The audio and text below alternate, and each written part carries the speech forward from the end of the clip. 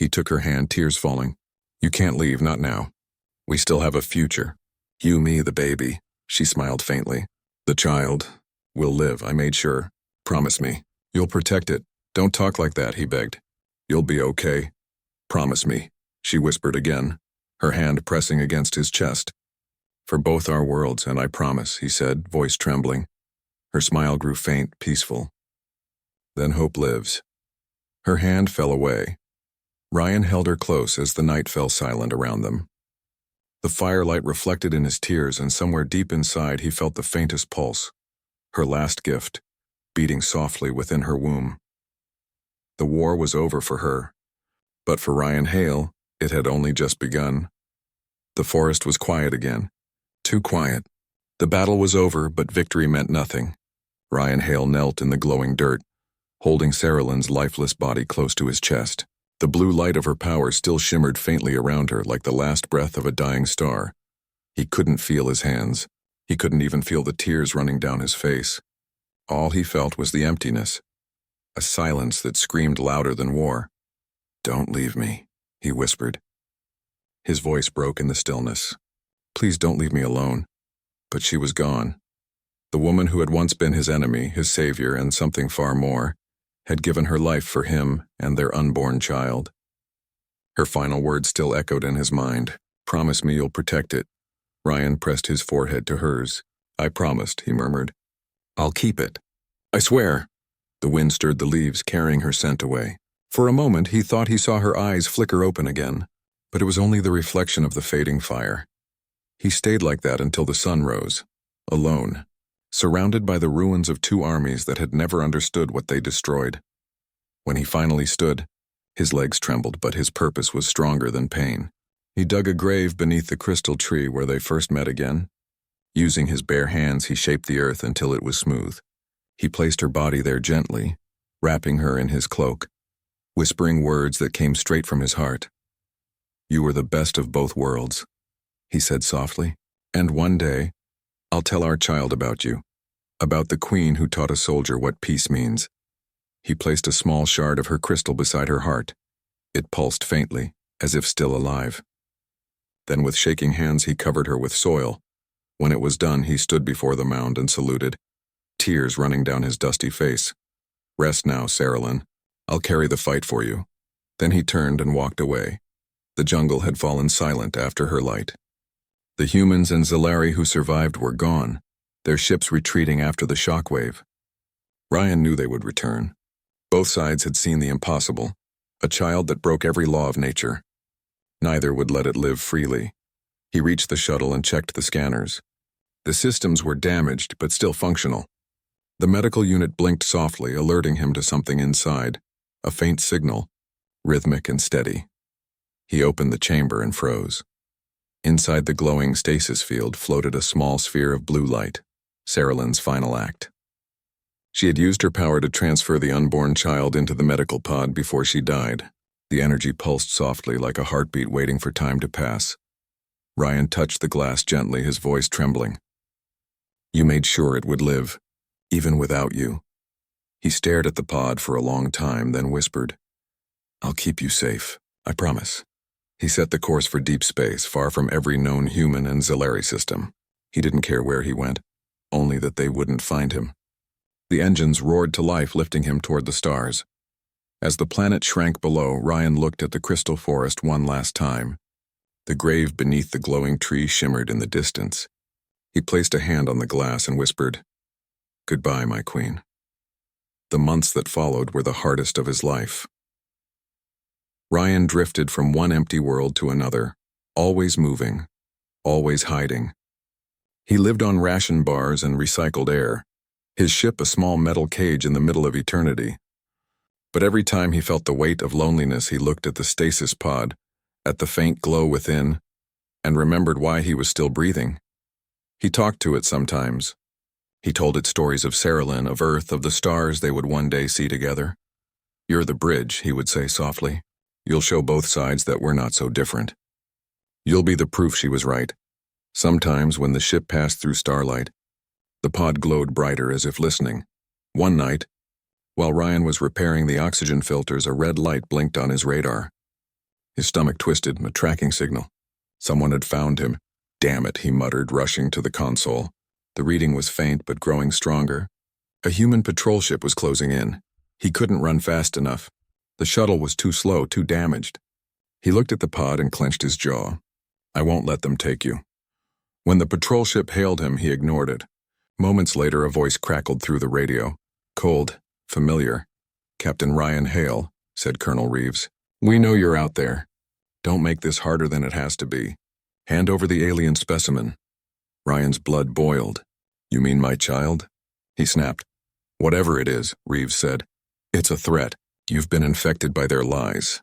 The Council has ordered your capture, dead or alive. Ryan shut off the transmission and prepared the engines for one last jump. Over my dead body, he whispered. The ship shook as energy blasts struck the hull. Sparks flew. Warning lights screamed.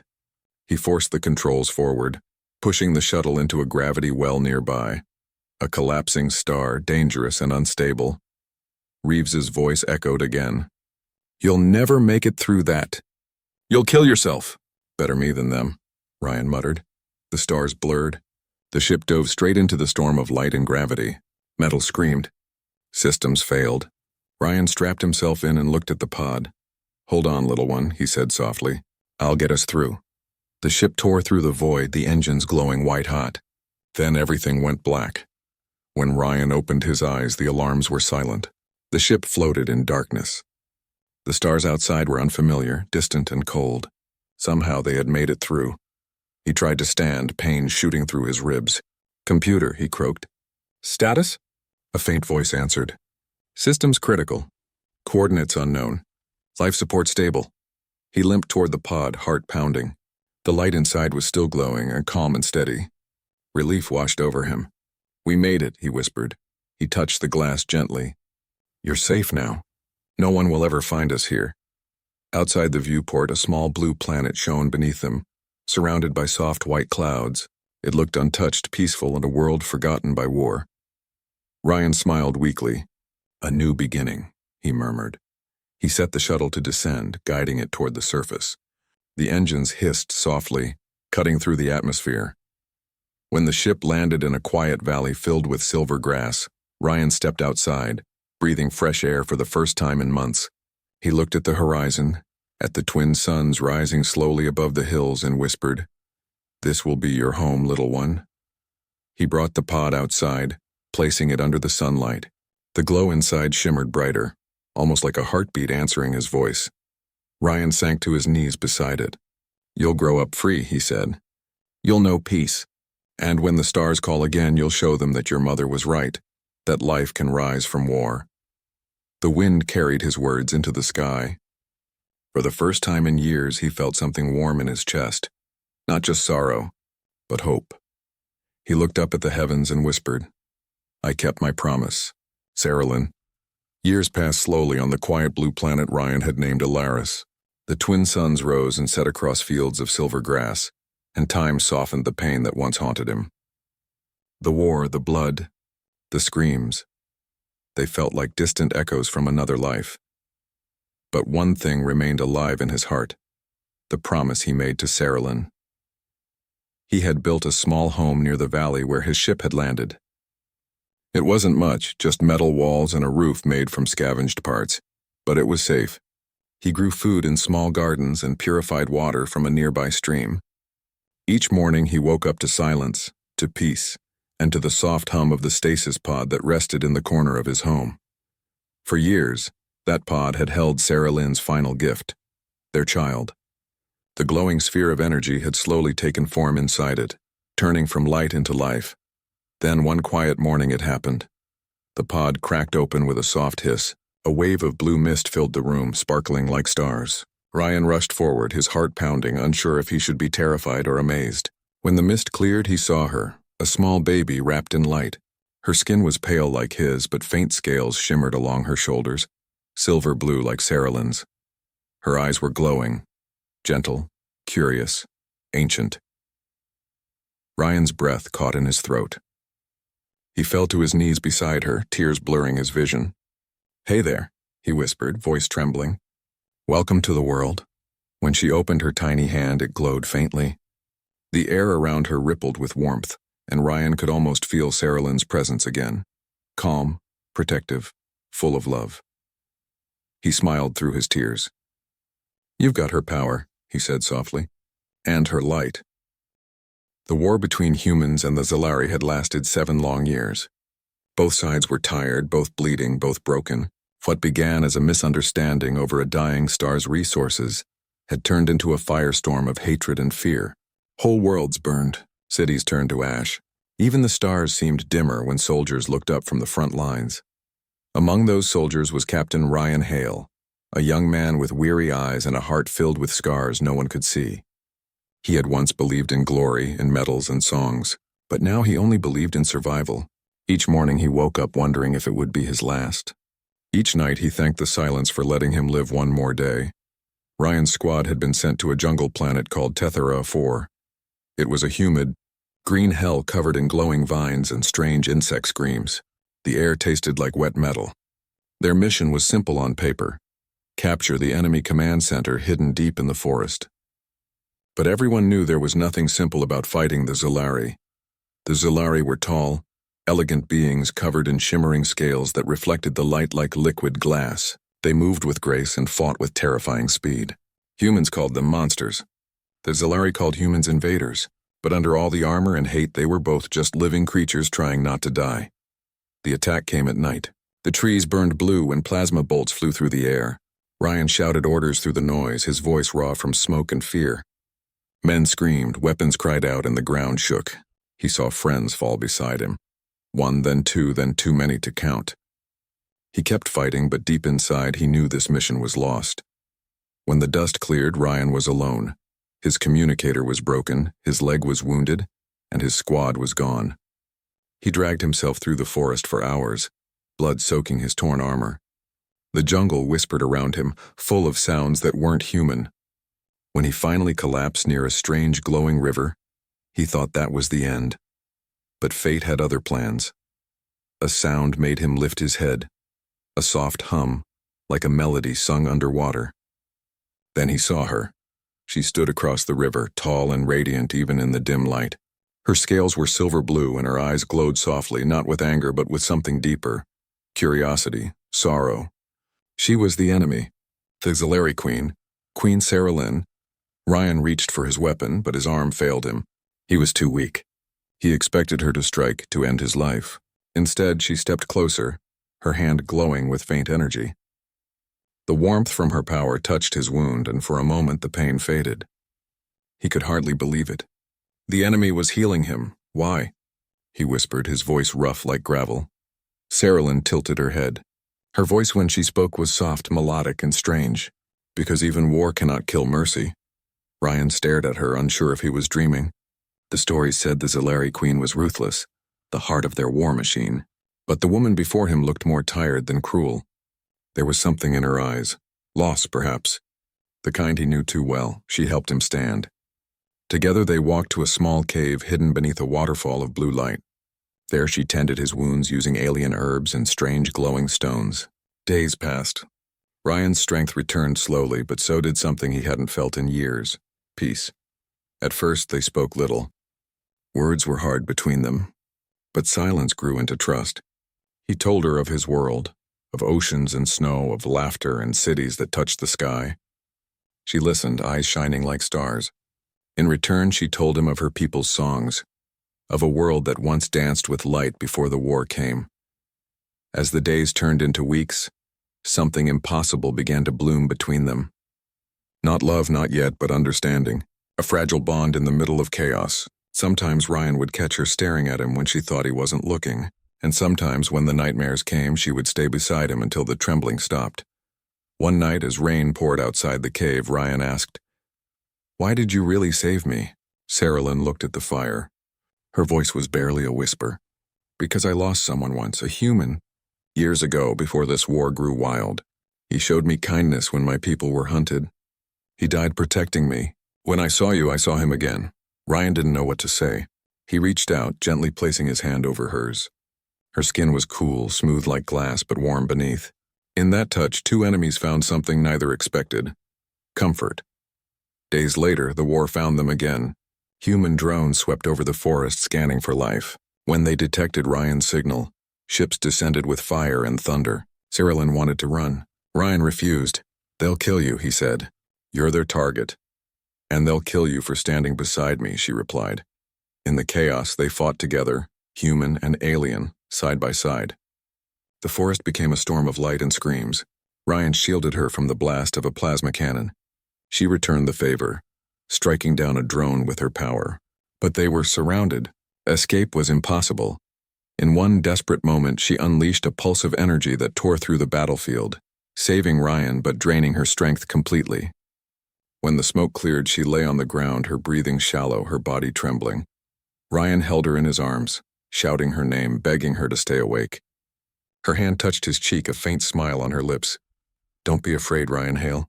Life always finds a way." Then everything went dark. Ryan woke to the sound of rain hitting metal. For a moment, he didn't know where he was. His body ached, his mind foggy. The smell of disinfectant filled the air. White lights blinked above him. When his eyes adjusted, he saw the familiar gray walls of a medical bay. He was alive. But then the memories returned. The battle, the drones, the blue light, the Queen collapsing in his arms. He sat up suddenly, ignoring the pain stabbing through his ribs. His voice cracked as he called out, "Cyrillin! Where is she?" A nurse looked up from her console, startled. "Captain Hale, please calm down. You're safe. You were recovered 3 days ago." 3 days? His voice trembled. "What about the alien woman with me? The Zellari Queen?" The nurse hesitated. "No one was found with you, sir. You were alone." Ryan's chest tightened. He swung his legs off the bed and tried to stand, but his leg gave way. 2 soldiers rushed in to help him, but he pushed them aside. "I need to see the search reports," he demanded. "She was there." I held her in my arms. The medic sighed, pity in her eyes. "We found no trace of any alien body. Maybe the blast scattered." "She's alive," Ryan said sharply. His tone left no room for argument. "She has to be." Over the next few days, Ryan was interrogated by his superiors. They wanted details, coordinates, weapon specs, troop movements. But when he told them about the Queen, about how she saved him, they didn't believe him. "A Zellari healing a human?" scoffed Colonel Reeves, his commanding officer. "That's impossible, Captain. They don't have mercy in their vocabulary." "She wasn't like the others," Ryan argued. She spoke of peace, of ending this war." Reeves leaned forward, his cold eyes narrowing. "Listen, soldier. You were half dead, delirious. You imagined it. There was no Queen, understand?" Ryan clenched his fists, but he said nothing. He had seen the light in Sarah Lynn's eyes, the way she touched life itself with her hands. That was no dream. When he was finally released, he was reassigned to the orbital station Vanguard 9, far from the front lines. Officially, he was being evaluated for trauma. Unofficially, it was punishment for speaking out. Still, he obeyed. That's what soldiers did. Months passed. The war dragged on. Reports spoke of battles lost and won, but Ryan felt nothing. Each victory tasted like ash. He couldn't shake the memory of her face, the way she said those final words. Life always finds a way. Sometimes when he was alone, he could almost hear her voice echoing in his mind. He told himself it was memory, but deep down, a small, impossible hope grew. Then, one night, something strange happened. He was reviewing drone footage from Tethera 4 when he saw it. A flash of blue light in the jungle. Energy readings off the charts. No known weapon matched it. His heart raced. Only one being he knew could make light like that. Cyrillin. Without permission, he downloaded the data and began tracking the signal. Every night after duty, he worked in secret, cross-referencing star maps and comm logs.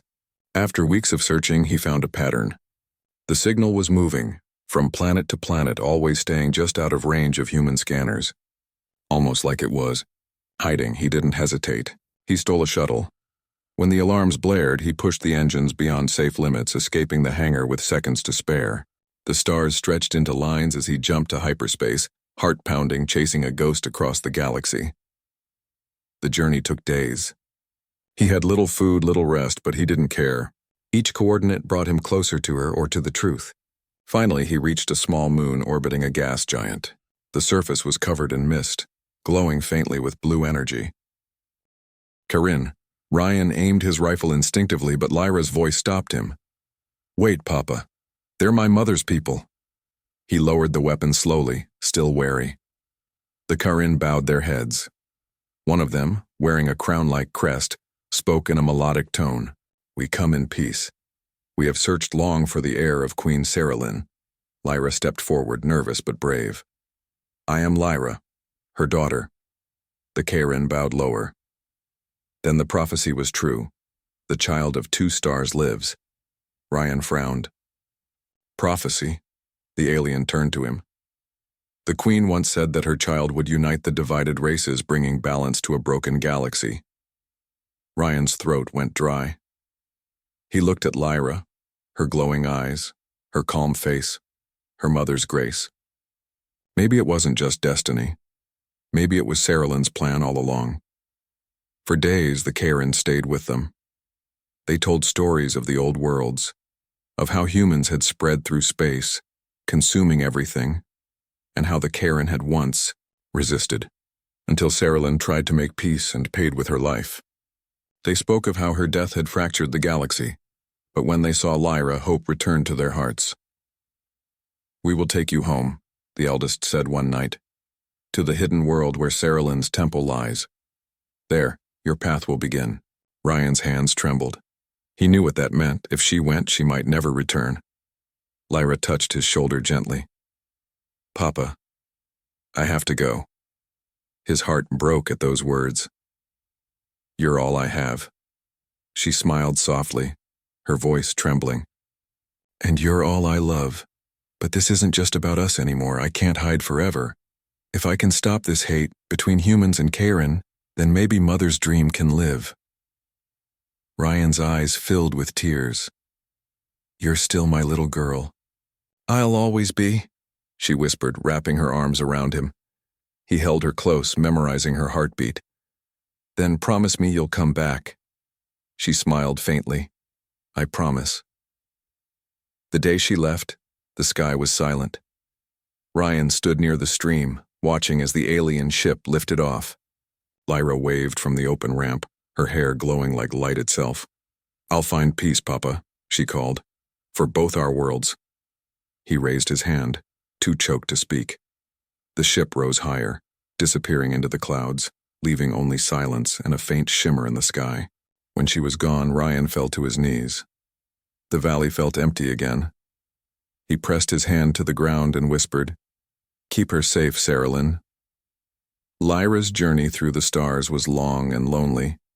She looked out of the ship's window, watching planets pass by, her reflection shining against the darkness. She felt her mother's presence sometimes, a whisper of warmth when fear tried to claim her. The Karen treated her with respect, yet curiosity. Some feared her human half, others saw her as hope. When they finally arrived, Lyra stepped onto the soil of Caritha, the lost home of her mother's people. The air shimmered with energy. Ancient temples stood half-buried in silver sands, and in the center of the ruins was a crystal monument, glowing faintly blue. "The resting place of Queen Saralyn," one Karen said softly. Lyra approached it, her hand trembling. When she touched the crystal, warmth flooded through her. Her mother's voice echoed once more. "My daughter, you have come far. The time has come to heal what was broken." Lyra fell to her knees, tears streaming down her face. "Mother, I don't know how. Start with love," the voice whispered, "and they will follow." She closed her eyes, her heart full of light. Around her, the crystal began to glow brighter, sending waves of energy across the stars. For the first time in centuries, both human and Karen ships received the same message, not of war, but of unity. Back on Alaris, Ryan stood outside his home looking up at the night sky. Suddenly, his old radio crackled to life, a soft, melodic signal filling the air. He recognized the voice instantly. "Papa, can you hear me?" Tears fell down his face. "Lyra, I found them. I found peace." Her voice was calm, strong, full of love. "Tell the humans we're not enemies. Tell them we're family." The radio went silent again, but the stars above seemed to glow brighter, like two souls shining side by side. Ryan smiled through his tears. She did it, he whispered. Our daughter did it. Months passed after Lyra's arrival on Caritha. The world that once slept under the ashes of war now stirred with life again. The Chiron walked the cities they had abandoned, and for the first time in generations their songs of peace echoed through the crystal valleys. But beyond their world, the humans had also heard the signal, a transmission that carried Lyra's voice. It spread across colonies and fleets, confusing some, inspiring others. Many refused to believe that the child of an alien queen and a human soldier existed. But others, the weary, the broken, the ones tired of endless war, began to hope. Hope was a dangerous thing. It could heal, it could destroy, and now it was calling both sides to one place. Lyra stood on the balcony of the great hall, the wind brushing through her silver-blue hair. Her eyes reflected the glowing horizon, a mixture of human warmth and Charon light. Around her, the Charon Council spoke in quiet tones, their faces filled with uncertainty. They are coming, said Elder Vera, her crystal eyes dim. The humans have sent envoys and soldiers. Lyra's voice was calm. Then let them come. It's time to end this fear. The elder frowned. You believe they will listen? I have to believe, Lyra said softly. My mother died trying to bring peace. My father raised me to finish what she began. She looked up at the stars, knowing her father was out there, waiting, watching. Somewhere she could still feel his heartbeat. Steady, strong, proud. Far away on Alaris, Ryan Hale sat in front of the old radio, now silent for weeks. His hair was almost white and time had made his hands shake. But his eyes, his soldier's eyes, still burned with life. He missed her. Every sunrise reminded him of her laughter, every night of her glowing eyes. Then, one quiet evening, the radio flickered again. Papa. His heart stopped. Lyra? I'm safe, her voice said softly. But I need you to come. Humans are coming to Caritha. You must be there too. Me? Why? Because they'll listen to you. You were one of them. You can help them see the truth. Ryan's throat tightened. My body's not what it used to be, sweetheart. I'm an old soldier now. Her voice trembled, filled with warmth. You're still my hero. That was all it took. The next day, Ryan loaded his old ship, patched the engines, and set course for the stars, for the world where his daughter waited. When he arrived on Caritha, the Charon greeted him with reverence. Few humans had ever walked on their sacred ground, but Lyra ran to him like a child, tears streaming down her face. Papa, she cried, wrapping her arms around him. He held her tightly, his eyes wet. You've grown even more like your mother. Lyra smiled through her tears. And you've become a legend. They laughed together, but behind their laughter was fear, because both knew what was coming. Days later, the sky darkened with shadows as the human fleet entered Charon orbit. Warships, massive, armed, prepared for battle. The Charon defenses activated, but Lyra stood at the heart of the capital, between two armies, her hands raised high. Don't shoot, she cried, her voice echoing through the comm channels. Please, no more war. Her image was broadcast to every ship, every soldier. Her face, half human, half Charon, glowed with light that seemed to pierce the fear inside their hearts. This is not a trick, she continued, her voice trembling. I am Lyra, daughter of Sarilyn, queen of the Charon, and of Ryan Hale, soldier of Earth. I am the child of both worlds. A wave of silence swept across the sky. Ryan stood beside her, holding a microphone. His old voice cracked but was steady. You all know what war has done. You've lost fathers, mothers, brothers, just like me. I fought for Earth thinking aliens were monsters. But the real monster was our hate. He looked at Lyra, pride shining in his tired eyes. This girl, My daughter is proof that love is stronger than war. You can shoot or you can listen. The choice is yours. For a long moment, no one spoke. The air trembled with tension. On the human flagship, officers shouted orders, debating, fearing betrayal. Then, one by one, the weapons lowered. Across the fleet, silence replaced fire. Lyra's heart pounded as she felt it, the fear melting away, the walls breaking. On the Karen side, the elders bowed their heads. The prophecy has come true, whispered Vera. The child has united the divided stars. Tears filled Lyra's eyes. She turned to her father, whispering, "We did it." He smiled weakly. "No, you did it." That night, Caritha was filled with light. Humans and Corinne walked side by side in peace for the first time. Fires of celebration burned across the plains, and songs of unity echoed through the valleys. Lyra stood with her father on the balcony again, watching the stars. "They'll remember this day," she said softly. Ryan nodded. "Your mother would be proud." "I wish she could see it." "She can," he said gently, placing a hand over her heart. "Right there." They stood in silence for a while, the wind cool against their faces. Then Ryan's breathing grew heavier. "Papa?" He smiled faintly, sitting down on the steps. "Guess my old body's finally catching up." Lyra knelt beside him, her hands glowing as she tried to heal him. But he stopped her with a gentle shake of his head. "No, Lyra. No magic now. Just let me see you." Her tears fell freely. "I can't lose you." He brushed her cheek softly. "You're not losing me. I'm going where your mother is, and I'll watch both of you from the stars." "Papa, please." He smiled weakly. "You're the best thing I ever did, kiddo. You and your mother. You made me human again." His hand fell slowly. His breathing stopped. He named her Lyra. Raising Lyra was both a miracle and a challenge. She grew faster than any human child. By her 3rd year, she already spoke fluently and could read the data logs Ryan had kept from the ship. By her 5th, she could lift heavy stones with her mind, bend light around her hands, and heal small cuts with a gentle touch.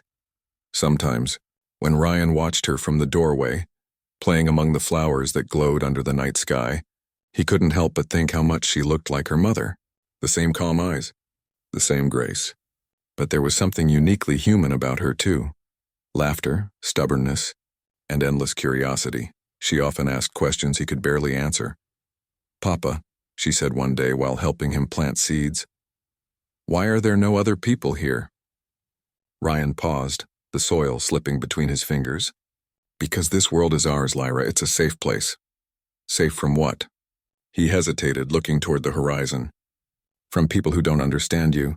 Lyra frowned softly. "Because I'm different?" Ryan wiped sweat from his forehead and smiled. "No, because you're special. You're the proof that peace can exist between two worlds. Some people are afraid of things they don't understand." She thought for a moment, then said, "Then I'll make them understand." He laughed gently. "You sound just like your mother." Lyra's eyes brightened. "Tell me about her again."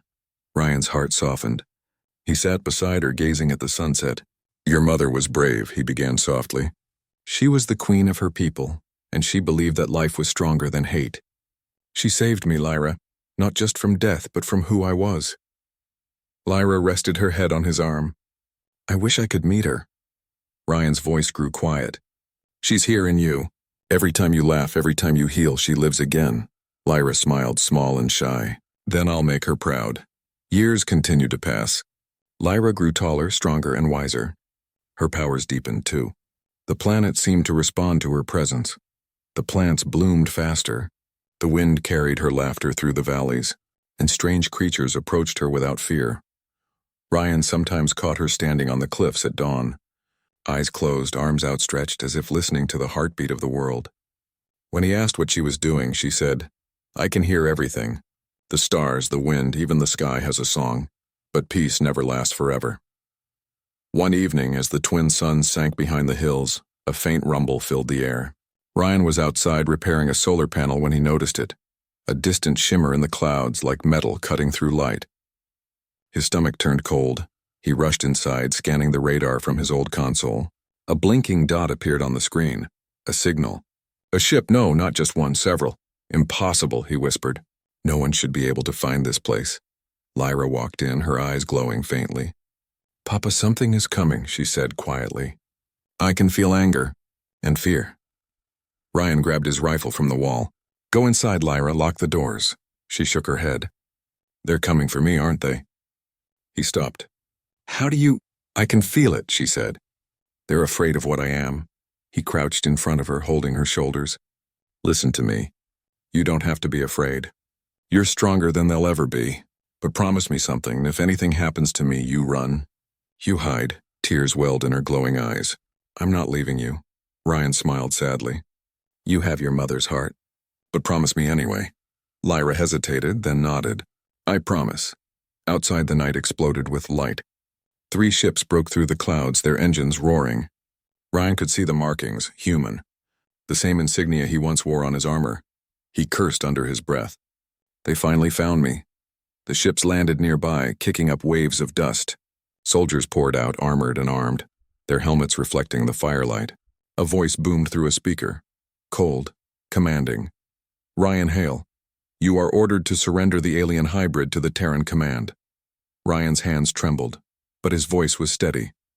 Over my dead body. Lyra stepped beside him, her eyes glowing brighter now, the ground beneath her feet humming with strange energy. They want to take me, she said softly. Ryan lifted his rifle. They won't. The soldiers advanced, weapons ready. Ryan fired first, his shots sharp and precise. He moved like the soldier he once was, fast, focused, fearless. But there were too many of them. Energy bolts tore through the air. One struck his shoulder, knocking him to the ground. Papa! Lyra screamed, running to him. He coughed, blood staining his lips. Stay back, Lyra. The soldiers surrounded them. One reached for Lyra. But before his hand touched her, a burst of blue light exploded from her body, knocking everyone backward. The earth cracked beneath her feet, the air vibrating with power. Her eyes blazed like stars. Ryan stared in awe. Lyra, stop. But she couldn't. The energy poured out of her uncontrollably. Pure emotion, raw pain, love, fear. The soldiers screamed as their weapons shattered, their armor melting in the heat of her power. The ships trembled, their engines failing. Then suddenly it was over. Lyra fell to her knees, exhausted. The valley was silent again. The soldiers lay unconscious, their ships smoking. Ryan crawled to her, pulling her into his arms. You're okay, he whispered. It's over. She looked up at him with tears streaming down her glowing cheeks. I didn't mean to hurt them. He held her tighter. I know, sweetheart. I know. As the wind carried away the smoke, Ryan looked at the horizon, at the stars beginning to shine above the valley. He knew this peace wouldn't last. They had found her once. They would find her again. But he also knew something else. Sarah Lynn's child was more powerful than anyone could imagine. She was the hope of 2 species, and nothing in the universe could stop her destiny. He kissed the top of her head softly. You're not a weapon, Lyra, he whispered. You're the future. And under the twin suns of Alaris, the child of 2 worlds closed her eyes and dreamed, not of war, but of peace that might one day unite the stars. 10 years passed since the day the soldiers came. The valley of Alaris had healed. Grass grew again where fire once burned, and the sky shone brighter than before. But inside Ryan's heart, the scars never truly faded. He had grown older. His hair was gray now, his steps slower, but his spirit still carried the strength of a soldier. Each day he watched Lyra train, her powers becoming stronger, wilder, more beautiful. She was no longer a child. Lyra stood tall, graceful, her silver blue hair flowing down her back. Her eyes, glowing like Sarah Lynn's, held both peace and sadness. She had learned to control her energy, to heal the wounded trees, to calm the storms. But deep inside, she carried guilt for the soldiers she had hurt that day. Sometimes she dreamed of them, their terrified faces, their broken ships. And she wondered if she was truly the miracle her father said she was, or the monster they feared. Ryan often found her staring at the horizon. Thinking again? He asked one evening, carrying 2 cups of water. Lyra smiled faintly. Always. He sat beside her on the grass, the twin suns painting the sky gold and violet. "You've grown quiet lately." "I can hear them, Papa," she said softly. "The humans. The voices from the sky. They're looking for me again." Ryan's chest tightened. "You're sure?" Lyra nodded. "Their ships send signals. They talk about the hybrid anomaly. They want to study me." Ryan clenched his fists. "They'll never touch you." Lyra looked at him sadly. "You can't protect me forever." Her words cut deep, but he didn't argue. He knew she was right. He had once been one of those soldiers, trained to capture, control, destroy. And now his daughter, half human and half queen, was everything they feared. That night, Lyra couldn't sleep. The stars outside seemed to whisper to her. She walked out of the house barefoot, her hair glowing faintly under the moonlight. She closed her eyes and reached out with her mind, stretching her thoughts beyond the sky. And then she felt it. A pulse. A familiar warmth. Something ancient, like a heartbeat calling her home. She gasped softly. "Mother?" A soft voice echoed inside her mind. "Lyra, my child." Tears filled her eyes. "Mother, how?" "You're gone." "Not gone, only sleeping. My essence lives within you, and beyond the stars. My people hear your cry." Lyra's hands trembled. "Your people?" "The Karen still live. They are scattered, lost after the war. But they wait for you. You are their light." Lyra's heart raced. All her life she had only known her father's world. But now another half of her was calling. "Then I must find them," she whispered. "Yes," the voice said softly. "But remember, peace is not found by running from fear. It is born when fear learns to trust." The voice faded like wind through leaves, leaving Lyra standing alone in the field. When dawn came, Ryan woke to the sound of engines. For a moment panic gripped him, but when he rushed outside he saw something strange. A small alien ship had landed near the stream. Its hull shimmered with blue light and its design was nothing like human crafts. The door opened with a hiss and 3 figures stepped out, tall, elegant, with silver skin and eyes like crystal.